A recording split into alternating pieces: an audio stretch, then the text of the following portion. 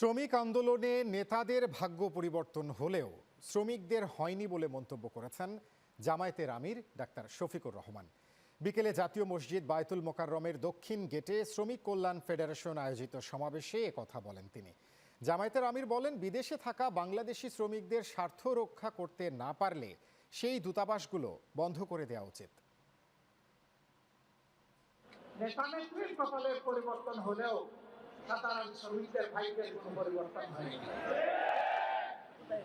এই সমস্ত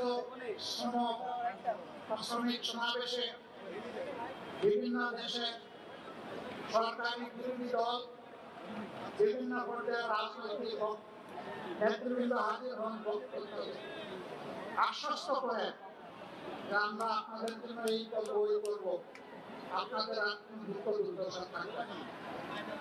140 বছরের প্রতি তাদের দেওয়া প্রত্যেকটা ওয়াদা তারা বছরের একবার করে পালন করতেন, তাহলে এতদিনের শ্রমিকদের আর দাবি দেওয়া অবশিষ্ট থাকতো।